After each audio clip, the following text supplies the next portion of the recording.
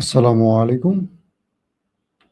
সবাইকে শুভেচ্ছা জানাচ্ছি। মাসুম মাহবুব দেখছেন ওপেন দ্য ইউটিউব চ্যানেল এবং মাসুম মাহবুব ফেসবুক পেজ। আমি জানি প্রত্যেকেরই একটা প্রশ্ন হবে, গত ৪-৫ দিন আমি কোথায় ছিলাম? আপনাদের এই বিষয়ে পরে কথা বলব। তো আজকে আমি কয়েকটা গুরুত্বপূর্ণ বিষয় নিয়ে আপনাদের আ খবরে জানাতে চাই। যেটা হলো পাকিস্তানের ইমরান খান বেঁচে আছেন না মরে গেছেন? কয়েকটা গণমাধ্যমের বা কয়েকজনের দাবি এসছে তিনি জেলখানায় মারা গেছেন। এ বিষয়ে কথা বলতে চাই। ইরান হরমুজ প্রণালীতে মার্কিন জাহাজকে টার্গেট করে আবারও অ্যাটাক করেছে। পাশাপাশি আ মার্কিন যুক্তরাষ্ট্রের তেল ভান্ডারে মাত্র ১৫ দিনের তেল মজুদ আছে এমন একটি তথ্য আসছে। পাশাপাশি ইরানের সর্বোচ্চ নেতা মুস্তফা খামেনি প্রকাশ্যে এসছেন এটা নিয়ে নানান আলোচনা। দর্শক, এই খবরগুলো আমি আপনাদেরকে একটা করে দেবার চেষ্টা করব এখন। আশা করি প্রত্যেকে ভালো আছেন এবং আমার কথা ঠিকমতো শুনতে পাচ্ছেন আপনারা। আমাকে একটু কমেন্ট করবেন যে আপনারা শুনতে পাচ্ছেন এবং সব ঠিক আছে। এতদিন কোথায় ছিলাম এই প্রশ্নটা অনেকেই করছেন আমাকে কমেন্টে। বলবো আজকে রাতের লাইভে বলবো। এখন লম্বা করব না, সংক্ষিপ্ত কিছু খবর দেব। প্রথম যে খবরটি দিয়ে শুরু করতে চাই, পাকিস্তান। আসিফ মনির সরকার ইমরান খানকে জেলে রেখেছেন একটা প্রতিষেধকমূলক ব্যবস্থায়। অর্থাৎ কামাল জাভেদ বাজওয়া যখন পাকিস্তানের সেনাপ্রধান ছিলেন, তিনি হুট করে আইএসআই প্রধান থেকে আসিফ মনিরকে সরিয়ে দিয়েছিলেন। ওই সময়টা আজকের সেনাপ্রধান ফিল্ড মার্শাল আসিফ মনির ছিলেন পাকিস্তানের আইএসএফ প্রধান। সরিয়ে দিয়েছিল কে? কামার জাভেদ বাজওয়ানি সেনাপ্রধান। কিন্তু এই দফতরটি বা এই বিভাগটি প্রধানমন্ত্রীর আন্ডারে বলে এটার দায় নিতে হয়েছে ইমরান খানকে, যেহেতু পাকিস্তান সবসময় ক্ষমতার মালিক থাকে সেনাবাহিনী।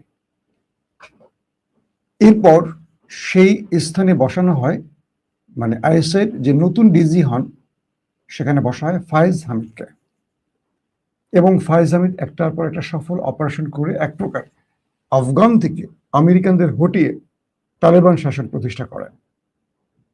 এ সময় আমেরিকারও একটা ক্ষোভ তৈরি হয় ইমরান খানের উপর এবং ফায়েজ হামিদের উপর, যে এই ব্যক্তিদের আমলেই আমেরিকা আফগানে পরাজিত হয়েছে। আমেরিকা তখন ষড়যন্ত্রটা নতুন করে কামার জাভেদ বাজওয়ার সাথে করতে থাকে। কামার জাভেদ বাজওয়া একটা নতুন নাটক তোলে, আস্থা অনাস্থা ভোটের নাম করে ইমরানের কোয়ালিশন ভেঙে দিয়ে ক্ষমতা থেকে ইমরানকে সরিয়ে দিয়ে পুতুল সরকার হিসেবে শাহবাজ শরীফকে বসানো হয়। এবং নতুন করে প্রশ্ন আসে, কামার জাভেদ বাজওয়া বিদায় নিলে কে হবেন সেনাপ্রধান? সেই সময়টাতে আমরা দেখলাম যে লন্ডনে থাকা, লন্ডন সবসময় ষড়যন্ত্র করে বোধহয়, না কি বলেন আপনারা? লন্ডনে থাকা মিস্টার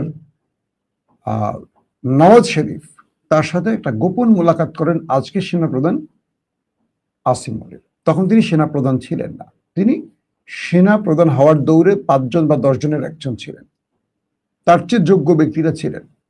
কিন্তু এই আসিম মনির নওয়াজ শরীফকে কথা দেন যে যদি তিনি সেনাপ্রধান হতে পারেন এক্সটেনশন দিয়ে, অর্থাৎ তার চাকরির মেয়াদ শেষ হয়ে যাচ্ছে নতুন সেনাপ্রধান নিয়োগের ২-৩ দিন আগেই, মানে টাইমটা এত সুন্দর করে মেলানো হয় যে কামার জাভেদ বাজওয়ান যেদিন বিদায় নেবে নতুন সেনাপ্রধান নিয়োগের আরো ৫ দিন আগে ধরেন আসিম মনিরের বিদায়।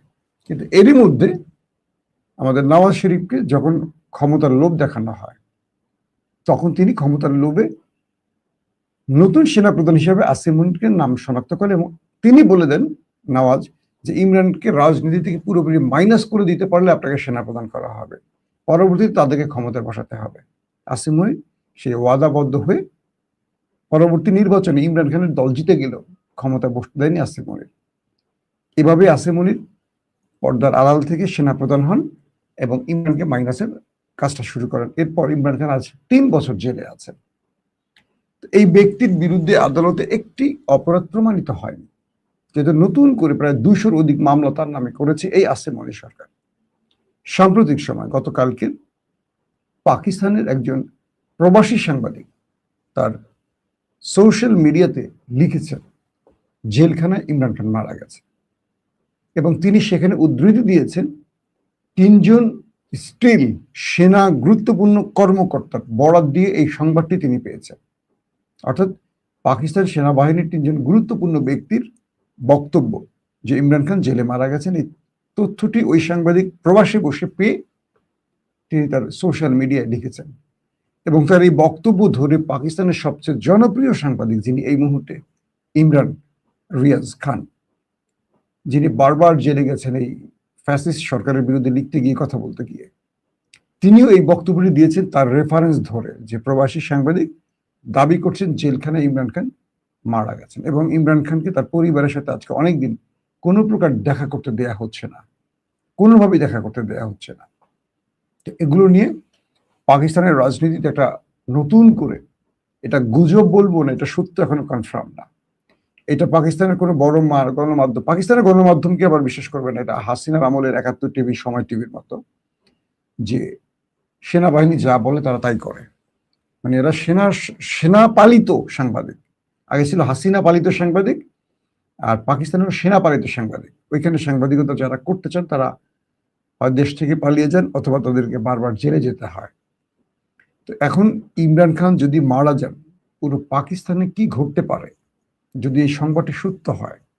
এমনও হতে পারে যে সেনাবাহিনীর কোনো কর্মকর্তারা এরকম তথ্য প্রচার করে দেখতে চান মানুষের পালস কোন দিকে যায়। যদি দেখেন বড় কিছু ঘটে, তাহলে ইমরান খানকে তারা মারবেন না, অথবা আর যদি দেখেন যে না, মানুষ এটাকে মাথায় নেয় নাই, মানুষের সময়ই নেই এগুলো নিয়ে, তখন হয়তো বা স্লো পয়জনিং করে মেরে ফেলবেন। এমনও হতে পারে যে ইমরান খান আসলেই মারা গেছেন জেলখানায়, কিন্তু সরকার বা বর্তমান যারা এস্টাবলিশমেন্ট সরকার তারা এটা ভয় বলছেন না, কারণ দেশের পরিস্থিতি পাল্টা যেতে পারে। নতুবা ইমরান খানের সাথে তার পরিবারের দেখা হচ্ছে না কেন এতদিন ধরে? কয়েদি নাম্বার ৮০৪, পুরো পৃথিবী যাকে চেনে, বিনা অপরাধে জেলে আছে।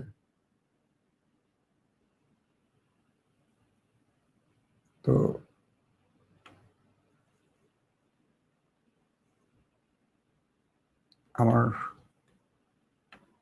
আমার সাউন্ড কি ঠিক আছে তো? না, একজন বলছে সাউন্ড অফ হয়ে গেছে, আমি তো সাউন্ড দেখতে পাচ্ছি, আমার এখানে লেভেল শো করছে। ভাই বিরক্ত করবেন না, যদি শুনতে ভালো লাগে না শুনবেন না।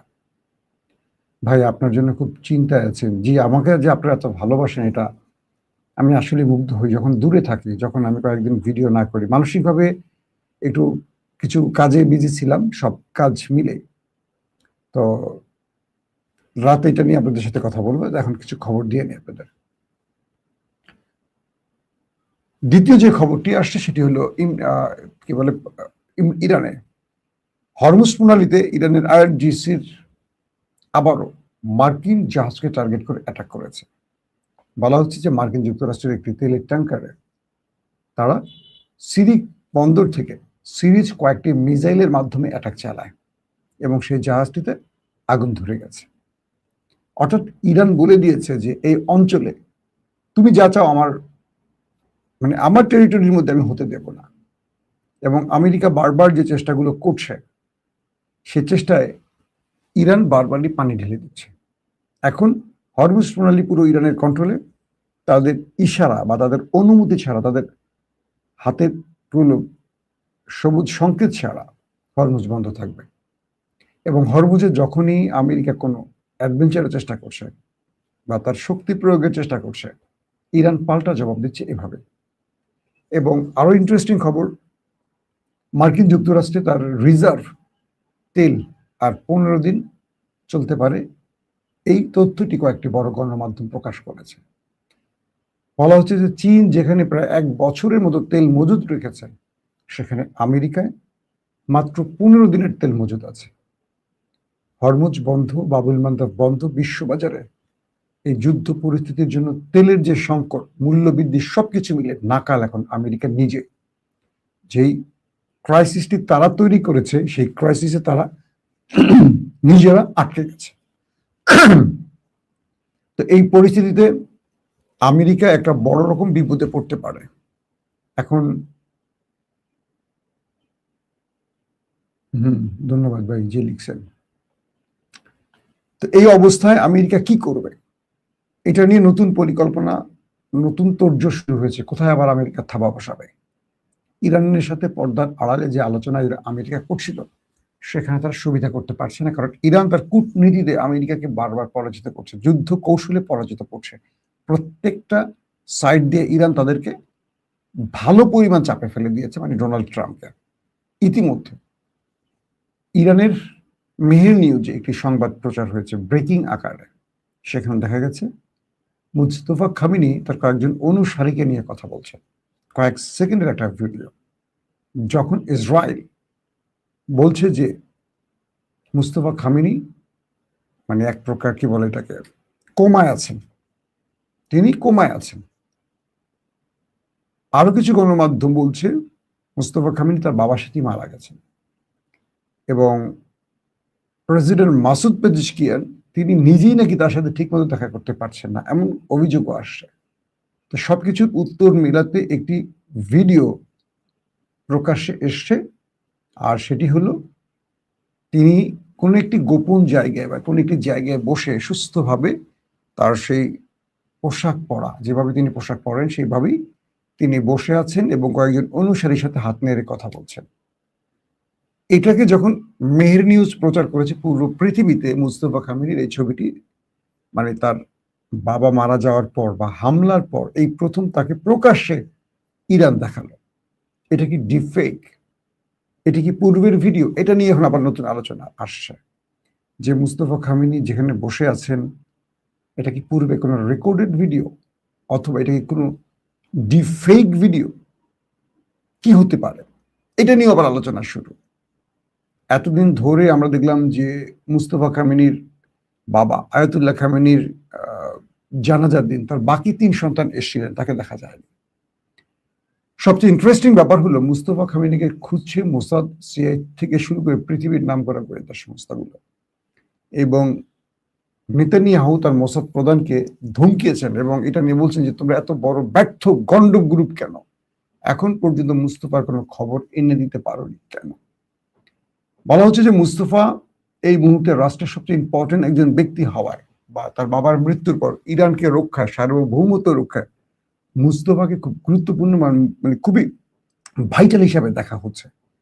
তো ইরান যদি এই মুহূর্তে মুস্তফাকে মেরে কি বলে ইসরায়েল বা আমেরিকা যদি এই মুহূর্তে তাকে মেরে ফেলতে পারে তাহলে ইরানের গেম ওভার হয়ে যাবে। এটা তাদের পশ্চিমা দুনিয়ার মানে কি বলবো যুদ্ধ কৌশলের একটা পার্ট হিসাবে তারা বলছে।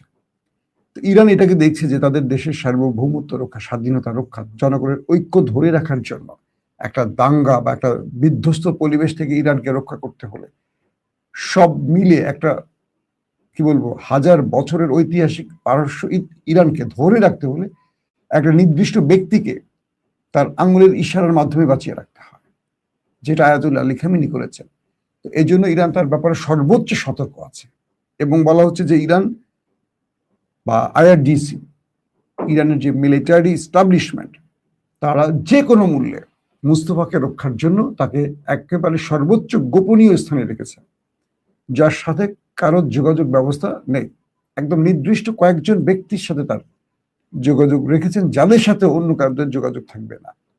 তো মোসাদ, সিআইএ তাদের তাদের সব রকম প্রযুক্তি ব্যবহার করে এখন পর্যন্ত মুস্তফার কোনো হদিস মেলাতে পারছেন না, কারণ তাদের টার্গেট মুস্তফাকে শেষ করে দিলেই ইরানের খেলা শেষ। আর ইরান জানে তাকে এই মুহূর্তে বাঁচিয়ে রাখাটা খুবই গুরুত্বপূর্ণ, তাই তাকে প্রকাশ্যে আনছে না। তবে এটাও ঠিক, আমেরিকা বা ইসরায়েল বা পশ্চিমা দুনিয়ার গণমাধ্যমগুলো তাকে মৃত্যুর গুজব ছড়াচ্ছে একটা কারণে, যাতে তিনি একবার প্রকাশ্যে এসে জনগণকে আশ্বস্ত করতে গিয়ে ধরা পড়ে যান। বুঝতে পারছেন হয়তো আপনারা, মানে গণমাধ্যমগুলো এমন ভাবে সংবাদ প্রচার করবে ওদের পশ্চিমা দুনিয়ার, যাতে করে ইরান বা ইরানের রাষ্ট্র বা আইআরজিসি বা মুস্তফা নিজেই প্রকাশ্যে আসবেন জনগণকে দেখাতে। তো তারা এই উপস্থিতিটাকে টার্গেট করে প্রযুক্তিগতভাবে যে কোনোভাবেই তার অবস্থান শনাক্ত করে সেখানে আক্রমণ করতে চায় তারা। কিন্তু ইরান এই ফাঁদে পা দিচ্ছে না। তো ফাঁদে পা না দেওয়ার কারণে মোসাদ বা সিআইএ তার অবস্থানও জানতে পারছেন না, তাই তারা মাঝে মাঝে গণমাধ্যমে এই অতিরঞ্জিত খবরগুলো প্রকাশ করছে। এটা হলো ইরানের বক্তব্য। তবে নতুন করে তিনি যে একটা ভিডিওর মাধ্যমে আবার হাজির হয়েছেন, এটা যদি সত্য হয় তাহলে বলতে হবে আমেরিকা ইসরায়েলের জন্য আবারও কাঁপন ধরে যাবে, কারণ সেই ভিডিওতে মুস্তফাকে পূর্ণাঙ্গ সুস্থ রূপে দেখা গেছে। দর্শক, আজকের মতো বিদায় নিচ্ছি। প্রত্যেকে ভালো থাকবেন। আল্লাহ হাফিজ।